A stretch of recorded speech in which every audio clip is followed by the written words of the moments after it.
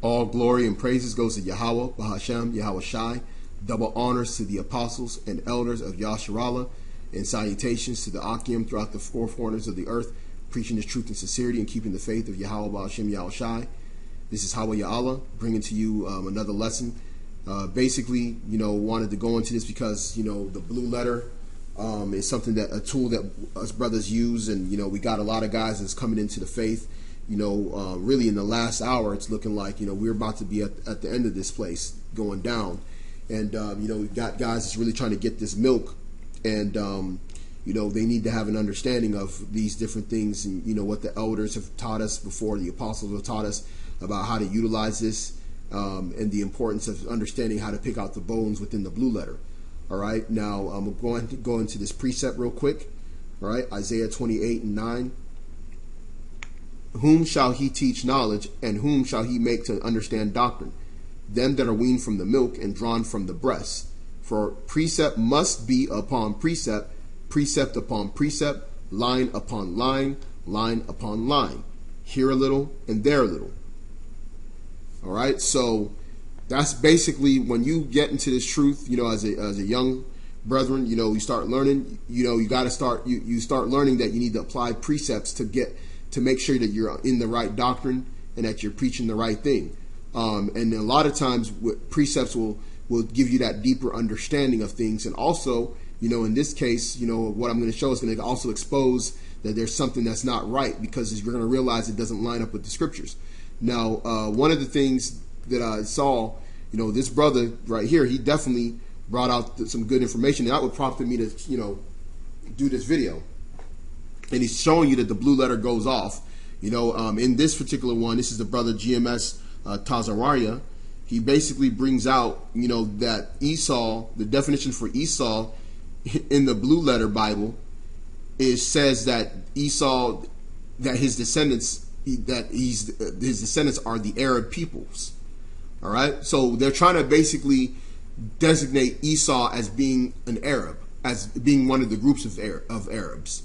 All right, which basically goes off because the Arabs are really the other sons of Abraham, that he had with Hagar and with Keturah, the Kenites. All right, you got the Ishmaelites as well, the Midianites.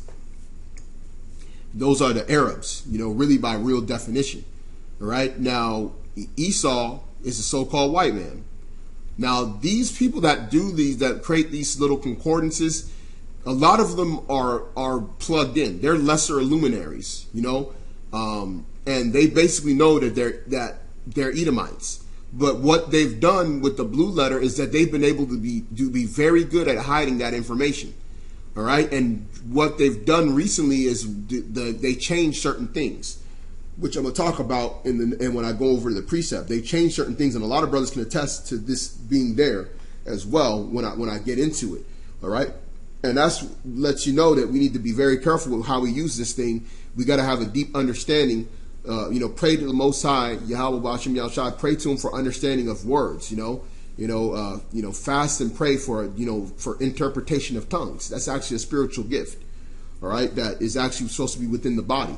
All right, and a lot of brothers, they've gotten the gift of tongues to get the understanding and interpretation of languages, and understanding the Greek and the Hebrew, and understanding characters and letters and all those things. So when you get that understanding, it makes it easier for you to understand, why things will go off, why certain things that Esau will put in and say in there, why he would do that, but how you would know what the real meaning is. All right.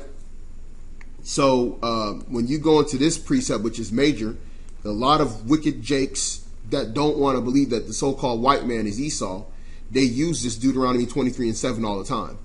I mean, you see it all the time. It's like Jake. How is it that Jake is really simple? Jake, a 2/3 Jake is not as deep in the Bible as an Edomite that's trying to get the salvation that he can't find. They'll actually go into words and they'll do all that stuff. But Jake, they don't understand anything. But Jake will have a couple of scriptures in arsenal to use against our people, to use against the elect as a way to try and dodge the judgment, help the Esau dodge his judgment. So, and then Esau, you got these slithering snake Edomites.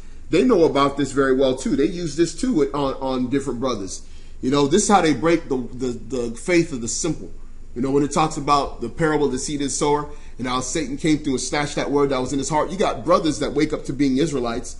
We tell them that the so-called white man is the Edomites, and then the Edomite will come through and throw this scripture on them, and they'll end up believing otherwise, and then they'll be like them reprobates over there at Chosen Seed. All right. So, you know, that's utilized as a weapon. And you know, the thing about the spirit of Satan is that it knows the word. They study it, and they go into it, and then they know how to throw it back on you to make you go off. That's what they've done with our people, and that's what they do with in certain parts of the blue letter. They go off, and sometimes they just go off completely maliciously and on purpose, because you would think that they should just know better, but they'll just go off on purpose because they don't really want you to have the deep understanding. All right, but through the spirit of Yahweh Shem Yahushai, and through the work of the elders and the apostles that have labored before us, we've gotten that deeper understanding. Right. So now here's the verses: "Thou shalt not abhor an Edomite, for he is thy brother. Thou shalt not abhor an Egyptian, because thou wast a stranger in his land." All right. Now that word Edomite is Adamya. All right, and that's H130 in the Strongs. All right. So you see the lettering right here, and the reason why what happened here is that this was actually a clerical error, and this is a known clerical error. When you go into an older concordance, strong concordance, it'll actually show that it's actually related to another word, which is Syrian. And I'm going to show you the word Syrian to show you that it's very similar. The only character that's off is this one, which is the da and the ra. And the da and the ra in the Aramaic Hebrew text character is very, very similar. Like, it's very, very close. So you can see why it would end up being a clerical error. So it wasn't, when it was translated, it doesn't mean that it was a malicious error. It was just a clerical error that was done in the translation. All right. So now what happened with the blue letter is that they've actually taken out the area in here that actually leads to you being able to click on the clerical error. They've actually taken it out. But if you have a My Sword Bible app, which has the old Strong's Concordance inside the app, when you download that little module for the Strong's Concordance, when you click on H130 on that same verse, it'll show you the clerical error to refer to, and when you click on it, it'll say Syrian. And when you go to the other word, and you go to Syrian, it'll refer to 130 as a clerical error, H130 as a clerical error.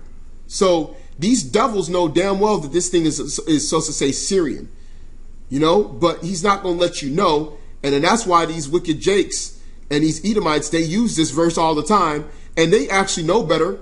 You know, they know that that's not really what it says, because when you go through the different precepts of the Bible, like we said, when you go back into Isaiah 28 and 9 and 10, it says that precept must be upon precept. Now, you can't find the precept for thou shalt not abhor an Edomite. You can't really find that precept there. Here it is. The Most High said, Jacob have I loved and Esau have I hated. You know, and he says he's going to basically lay Esau's heritage waste. He talks about getting rid of the Edomites in Obadiah 1, how there should not be one remaining of them. The judgment of Edom, them getting the cup that's going to pass from them. That's going back to Lamentations 4 and 22, how they're going to get that cup. And then you're basically telling people, don't abhor an Edomite. That's not what it's saying. It's that not abhor a Syrian. All right. And I'm going to show you the precept for it, because there's a precept later on in the same book of Deuteronomy that goes into this exact precept as to, and why this is significant, why this is in here. There's a significant reason as to why this is in here. All right. So when you go into Deuteronomy 26 and 5, it says, and thou shalt speak and say before Yahweh thy power, a Syrian ready to perish was my father. And he went down into Egypt and sojourned with a few, and became there a nation great, mighty, and populous. All right, so here is letting you know why we shall not abhor a Syrian or an Egyptian. Why? Because our forefather was a stranger in the land of Syria when he went to go live with his uncle Laban, when Esau, the same subject guy that we're talking about, wanted to kill him. Okay, so that's why it calls him Assyrian, because he was Assyrian. He was Assyrian in the sense that he actually lived and dwelt in that land for many years. When you go into the story about Jacob and Laban, you know that he was there for many years, and he ended up getting married to Leah and Rachel, and of course ended up having the 12 sons. All right, and of course, Dinah. Just for you Israelite women, if you're watching, Dinah was the first Israelite woman. All right, but she was not a tribe. All right, so anyway, but that's the reason why this precept is in here. So when you go back to thou shalt not abhor an Edomite, it's actually thou shalt not abhor a Syrian, because of that very reason. All right, and if you know anything about the real map, I'm not going to get into it, but if you go into, I believe it's Genesis, the 15th chapter, when the Lord, Yahweh, was speaking to Abraham about the land that his ancestors were going to inherit, which was the land of Canaan and the other parts of land. It actually has like a map that lets you know that the land of Israel, the land that we're supposed to inherit, stretches all the way to the great river of Egypt and also to the Euphrates. So what's going to happen is when we set up the kingdom, because the land of Israel is going to be our base land. Anywhere on the planet we're at, and if we have when we inherit those other planets and other galaxies, the main land, the homeland, the motherland will always be Israel. As pertained to Galatians 4:26. All right, that Jerusalem is the motherland, it's the mother of us all. So it'll always be designated as the mother of us all. The land of Israel, Jerusalem, it'll always be designated as that it will always have bestowed of that land as having that honor. Now, what's going to happen is our borders are actually going to be stretched open to what was promised to Abraham, because that has to be fulfilled. All right, so we're going to get parts of Egypt, parts of modern day Egypt is going to be the land of Israel. All right, parts of Syria, all the way over to the Euphrates River, is going to be the land of Israel. And guess what? In those areas adjacent to us, who's going to be living by us in those lands? The Syrian and the Egyptian. All right. Now, the Canaanite, he's not going to have no inheritance within the land, because it was already written in the prophecies that there shall not be no more the Canaanite in the land of Israel, because they got a big punishment coming for them too, because of they delivered us into captivity. As pertaining to the prophecies in Joel and in Amos 1, and Joel as well. I believe Joel, the 3rd chapter. Tyre and Sidon, giving up the captivity. So they're going to basically not have any say-so or inheritance within that area at all. All right? They're probably just either, more than likely, they're probably going to get another inheritance, or their whole nation, is probably just going to be in slavery. We don't know. But they're going to basically probably get some kind of inheritance. It just won't be in that land, because all nations are going to get back there, get some kind of inheritance after 1,000 years, except for Esau. He's just not going to have anything. Okay? So that basically just gives you the understanding as to why that law was written there. Because when we get into the kingdom, and the kingdom is set up, those people are going to be our neighbors. So guess what? We got to actually keep this law. This is still one of the laws that we're going to keep when we get into the kingdom. Because we're going to be over them, as they're going to be serving, they're going to be in chattel slavery, they're going to be in hardcore bondage and slavery for 1,000 years, but we're going to be able to have a different type of relationship with them because of the fact that they're neighbors. There's going to be a different type of relationship that we'll have with them than we would have with other nations. It's just things are set up like that. The Most High has an order and a way He sets up things, and there's different levels of captivity for all these nations. So there's going to be different levels of treatment for all these nations as well. Because we know that Esau is going to be jacked up. Canaanite is going to be jacked up. The Philistines, they're going to be jacked up because they delivered us into the hands of them. We got different nations that's going to get different levels of punishment compared to one another. And the Most High, He already put a big-ass freaking punishment on the Egyptians, man. If you know who the modern Egyptians are, they're just completely bugged out. They don't know they're the Egyptians, right? They're completely base people. Those a lot of those Sudanese, the Watutsis, they're just bugged out. You wouldn't even believe that they were actually the so-called Egyptians of ancient Egypt. People wouldn't even believe that because of how base they were made, because it was prophesied that they would be made a base kingdom and that they shall no longer rise to basically rule over any other nation. All right, so they got a major punishment already. So there's levels to this thing. When you get the manifold wisdom and understanding, there's levels to this thing. So heck, you see an Egyptian, you really, the Spirit really doesn't jump on you really to hate him that much, to be honest. I'm not going to lie, because I remember around the time that I first started, got into the truth or whatever, I remember I met a dude, he was from Sudan, tall. I mean, this dude was like, he was tall. He might have been, he might have actually been shorter compared to maybe some of his other people, but he might have been 6'6", 6'7", tall and skinny, right? And you could tell he was a Hamite, and he was an Egyptian, not just a Hamite, but an Egyptian. He had just a lifeless spirit. It wasn't like, he wasn't like a Jake with energy. Even if Jake is shy, Jake has a little bit of, unction to him. He was just completely just lifeless in a way. And he was a real Egyptian. This is a real Egyptian. So, you already know, you already know what happened to his people. They're jacked up. So why, it ain't no reason to add insult to injury, man, with the Egyptians. The Egyptians got jacked up. And you see the Syrians, which is basically going back to this same thing. The Syrians is jacked up. Now amongst the Syrians and amongst the Egyptians, there's a lot of Israelites. Because when the first place we would flee into, when we would scatter out of Israel, we would flee into Syria or we would flee into Egypt. So we were still strangers in those lands. Later, our seed was still made strangers in those lands. So it's deep when you get the understanding of, how close we were to these two different groups of people. All right. But that's just really giving you the breakdown of Deuteronomy 23 and 7, the proper breakdown. Make sure you precept it with Deuteronomy 26 and 5. And just for the sake of just showing it, let me go ahead and go into the word for Syrian and showing you when you match it up with Edomite, you're going to notice that it's very similar. See, Aramya. All right. And then you go to Edom, which is Adamya. When you look at the da and the ra, very close. And you can understand if someone's writing in handwriting, these two words can easily be misinterpreted.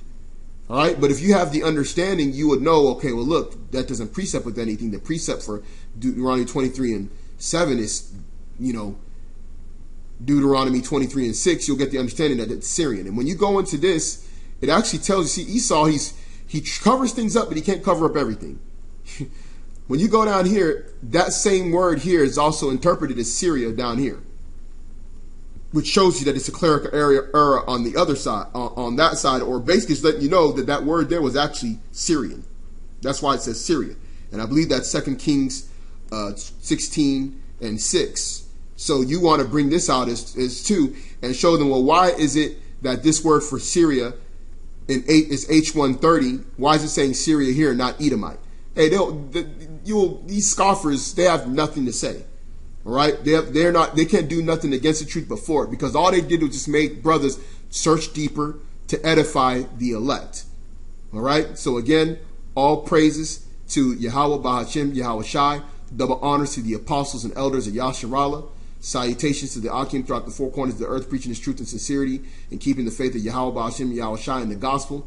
This is Hawa Ya'ala and Shalom.